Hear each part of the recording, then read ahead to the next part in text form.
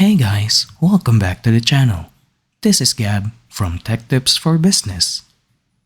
For today's video, we are going to talk about how to insert columns in Microsoft Excel. Let's get started. First, we need to have a set of data available in front of us. Right now, we have the payroll sheet for each and every individual from Mondays to Fridays. Let's say we want to add a column, which is called Saturday. It's quite easy to add, to be honest. All we have to do is click on a column, right-click, and press Insert. Once we do so, we would be able to get another column that shows the same attributes as its previous column.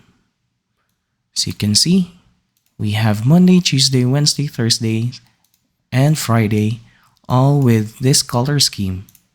Now for Saturday, let's just put Saturday in it. And there we have it. We can insert any data that we want and sum it up in order to get the Saturday sales or payroll.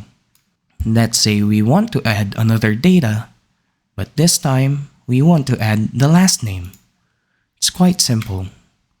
Just do the same thing for the column C, right-click and press Insert.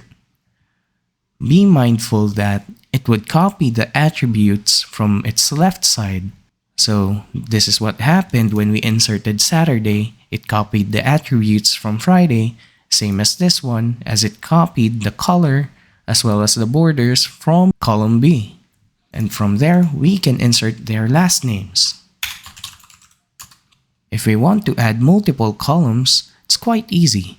Just hold one column and select multiple columns by dragging your mouse across and do the same thing. Right-click, Insert. Now we've included multiple columns to satisfy our needs. And there we have it. This is how we use the Insert Column function in Microsoft Excel.